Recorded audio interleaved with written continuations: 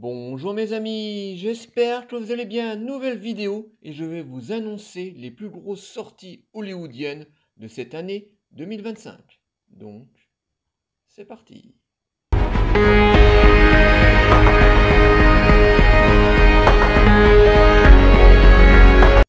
Que nous réserve donc cette fameuse année 2025 en termes de films au cinéma? Parce qu'il faut reconnaître quand même que l'année 2024 en termes de films a été assez bonne. Par exemple, en début d'année, on avait eu droit à l'excellent Furiosa de George Miller, donc de la saga Mad Max, qui a malheureusement bidé au cinéma. Donc je suis toujours en train de rechercher l'erreur. Pourquoi ce film a autant bidé?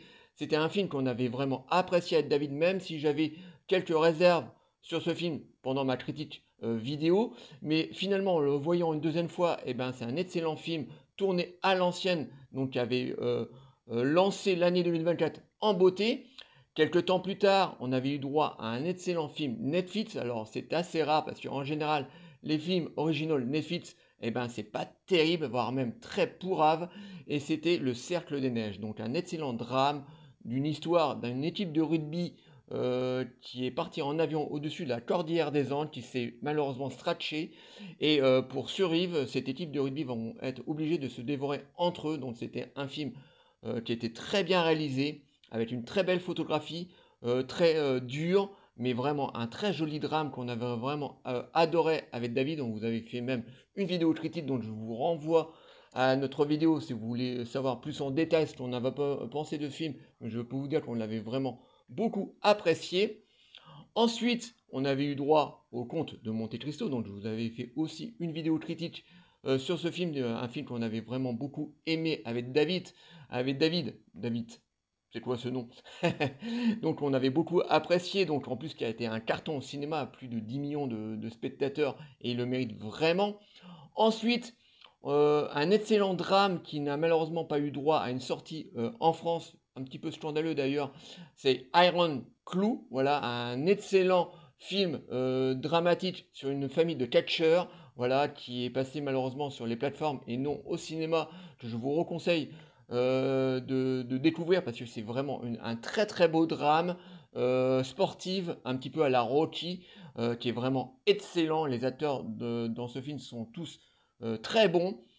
Ensuite, on avait eu droit à The Substance. Alors, The Substance, c'est vrai qu'on ne vous a pas fait une critique sur ce film parce que nombre de mes collègues youtubeurs ont fait tous leurs vidéos et je me suis dit, bon, bah allez, on va aller en épargner de nouveau une nouvelle vidéo critique sur ce film qu'on a aimé avec David. Donc, c'est un film qui a été réalisé par Coralie Farget, j'espère que je n'égorge pas le nom de la réalisatrice, donc avec une excellente demi-mour, donc c'est un film d'horreur fantastique, body horror. Alors, le film en lui-même est très très bon, que ce soit au niveau de sa réalisation, au niveau de sa photographie, qui est vraiment très très bien léché. Bon, j'émettrais une petite critique à ce film, c'est que à la fin de son film, elle en fait beaucoup trop au niveau du body horror, voilà, donc elle se lâche beaucoup trop, on a beaucoup trop d'hémoglobine, beaucoup trop de corps écorchés, maltraités comme ça. Je trouve qu'elle en fait un petit peu trop dans son final et ça pourrit un petit peu la fin de son film, mais sinon c'est un film qu'on a vraiment adoré, David et moi, donc c'est vrai, on aurait pu vous faire une vidéo, mais bon, voilà, là je vous en parle très rapidement, donc c'est un film qu'on a adoré, et donc voilà, c'est une année quand même qui a été quand même assez bonne en termes de films de cinéma. Je vous parle même pas des séries qu'on a eues sur différentes plateformes qui ont été aussi très bons. Donc je trouve que cette année 2024 a été meilleure que l'année 2023 où on a pour le coup eu beaucoup plus de bouse. Et donc pour cette vidéo là je vais vous parler de pas mal de blockbusters américains parce que certes, on en a quand même besoin de blockbusters, que ce soit américains ou européens. Voilà, on a besoin de temps en temps de se laver un petit peu la tête et d'aller voir des gros films à effets spéciaux ou non, ou des films historiques ou des films de guerre à très gros budget. Voilà, ça fait partie du cinéma. Moi, j'aime beaucoup les films indépendants, mais j'aime aussi beaucoup les blockbusters. Et là, je vous ai dégoté une photo d'un planning de tous les gros blockbusters américains de l'année 2025. Donc, voilà. Et vous pouvez constater que sur cette photo, il y a encore une fois cette année beaucoup de suites et de remakes. Vous sentez encore qu'à Hollywood, ils sont encore en panne d'inspiration. Et j'espère que dans les années qui vont suivre, eh ben, ils vont se remettre un petit peu au travail. Alors, je ne sais pas où sont partis les scénaristes. Alors, ils sont partis sur les plages en train de se faire dorer la pilule. Mais là, franchement, sur le planning, on n'a que des suites et des remakes. Et on sent vraiment qu'ils sont en panne d'inspiration et que on a besoin de scénarios originaux, voilà, au mieux d'avoir éternellement des suites et des remakes. Mais ça ne va pas être encore le cas, malheureusement, pour cette année. Donc, dans ce que j'ai relevé dans ce planète, parce que bien entendu, je ne vais pas vous parler de ces 30 ou quarantaine de films qui se trouvent sur cette photo, mais voilà, je vous ai relevé quelques films, moi, qui ont ouvert un petit peu mon intérêt. Mais bon, je peux vous dire qu'il n'y en a pas des masses. Commençons en début d'année. Le 17 janvier, on aura droit à une nouvelle adaptation de Wolfman. Alors, voilà. J'ai vu la bande-annonce de ce film. Bon, ça a l'air d'être un mélange de slasher et de film de loup-garou. Alors, c'est un remake du film de la Hammer des années 50. Voilà, si je dis pas de bêtises. Parce que je me plante des fois dans les dates des sorties des vieux films. Donc, des années 50. Hein. Si je me fais une erreur, vous me le direz dans les commentaires. Bon, ça n'a pas l'air de me titiller plus que ça n'a pas l'air d'être bien fameux. Bon, je sais pas.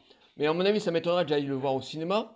Ensuite, le 14 février, il y a le nouveau Captain America. Alors, vous savez ce que j'en pense des films Marvel. Hein. Voilà, moi, ça fait un petit moment que je suis revenu des films Marvel. Alors là, il y aura Harrison Ford qui jouera le rôle du méchant de Red Hulk. Donc, bon, je pense que j'irai tenter. Bon, je pense que j'irai le voir quand même. Bon, le film a été re-shooté au dernier moment. Donc, ça, en général, c'est très mauvais quand un film est re-shooté vraiment quelques mois avant sa sortie. Donc, ça sent peut-être la grosse bouse. Hein. De toute façon, moi, Marvel. Moi, je suis revenu depuis longtemps. Hein. Voilà, les derniers Marvel, franchement, m'ont pas du tout captivé. Le tout dernier Marvel que j'avais trouvé sympathique, eh ben, c'était Doctor Strange 2 et ça remonte déjà à plus de 2 ans. Donc, bon, je pense que je me laisserai tenter, mais bon, on verra bien ce que ça donnera. Le 18 avril, là, on a un film original qui est Mickey 17 avec Robert Pattinson pour les intimes. Donc, c'est un film, c'était un scénario original de science-fiction. Donc, j'ai vu la bande-annonce. Ça me titille pas mal, donc je pense que je vais me laisser tenter. Et puis j'aime bien Robert Pattinson, j'ai bien aimé dans sa toute première interprétation de Batman. Donc je laissais la chance au produit. Le 23 mai, il y aura le nouveau Mission Impossible. Alors, l'avant-dernier, je l'avais trouvé sympathique, mais je trouve que la saga, ça y est, ronronne un peu trop. Voilà, on a toujours les mêmes cascades. Bon, Tom Cruise joue toujours aussi bien, fait toujours aussi bien ses cascades, mais bon, voilà, moi je suis un peu attristé qu'il s'enferme dans le rôle de Ethan Hunt. Moi j'aimerais qu'il rejoue de nouveau à l'acteur et qu'il aille jouer dans des scénarios un peu plus originaux. Mais bon, le dernier Mission Impossible, bien sûr, j'irai le voir parce que c'est une saga, en gros, que j'aime bien. Ensuite, le 30 mai, il y aura Karate Kid Légende. Alors là, je m'en fous complètement. Parce qu'on a eu droit à Cobra Kai, la série sur Netflix. On avait eu droit à l'excellente saga Karate Kid des années 80. Et là, où est l'intérêt de faire un film qui surfe à la fois sur la série et sur la saga Karate Kid? Donc là, on a Ralph Macchio, on a Jackie Chan qui apparaît dans ce film. Donc ils vont faire un espèce de, de film shaker comme ça, où ils vont mélanger à la fois l'ancienne série, la série Cobra Kai et le remake de Karate Kid avec Jackie Chan. Donc ils vont mélanger tout ça et puis ils ont fait Karate Kid Légende. Donc je vois pas trop l'intérêt. Donc moi je sens la bonne grosse bouse pour pouvoir se faire du pognon. Bon, je verrai bien si j'irai le voir au cinéma. Le 20 juin, alors là, oui, j'irai d'office, c'est 28 ans plus tard, j'allais dire 28 jours plus tard, mais non, ça c'était celui qui avait avant, donc 28 ans plus tard de Danny Boyle, parce que j'aime énormément Danny Boyle, hein. J'aime pratiquement tous ses films, c'est un réalisateur anglais que j'affectionne particulièrement, donc j'avais bien aimé les deux premiers, et là, en voyant cette nouvelle bande-annonce de ce nouveau 28 ans plus tard, eh ben, j'ai trouvé que c'était super intriguant. Et il me titille vraiment beaucoup, donc ça c'est un film que je ne vais pas louper, que j'irai voir au cinéma. Ensuite, on arrive le 2 juillet, on aura le nouveau Jurassic Park. Alors là, je m'en fous complètement. Le dernier était une grosse merde. Et là, je vois pas du tout l'intérêt de relancer la saga. Surtout qu'ils avaient dit que l'avant-dernier donc était le tout dernier. Donc là, je m'en fous complètement. J'irai même pas le voir. Pour moi, c'est une bouse avant l'heure. Ensuite, le 11 juillet, on aura droit à la nouvelle version de Superman de James Gunn. Alors, je n'ai pas fait une reaction thriller sur cette bande-annonce que j'ai vue comme tout le monde.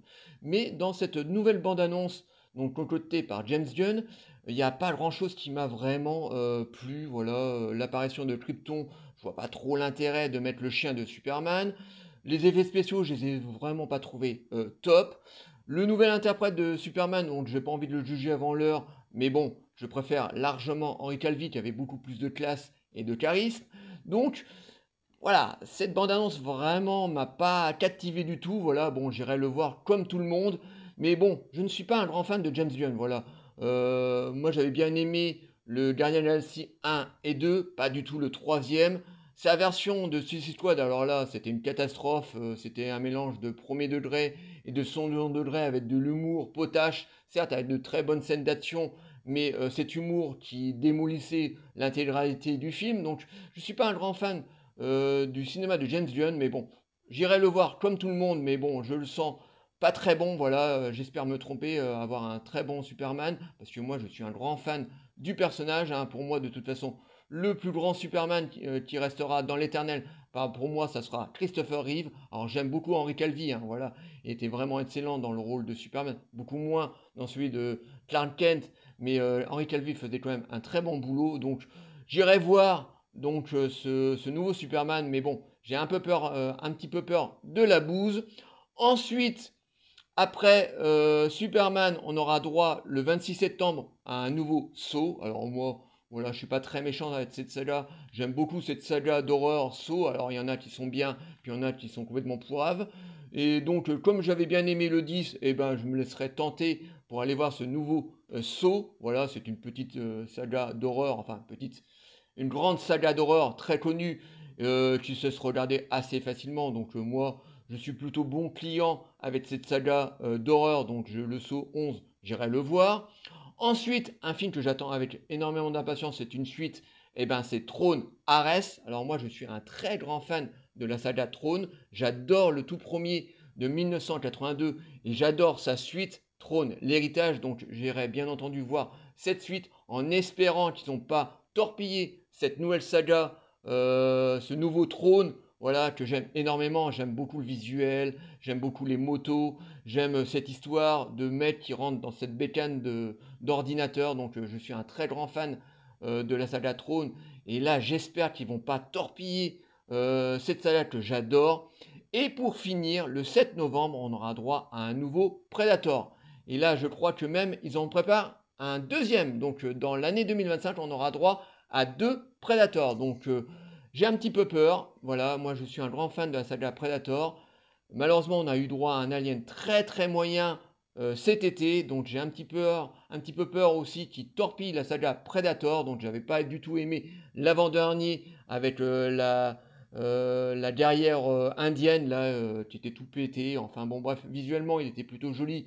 Mais au niveau de l'histoire, et tout le reste, c'était franchement pas terrible. Donc j'ai un petit peu peur de ces 2 nouvelles suites de Predator. Donc je pense que je le verrai un petit peu comme tout le monde.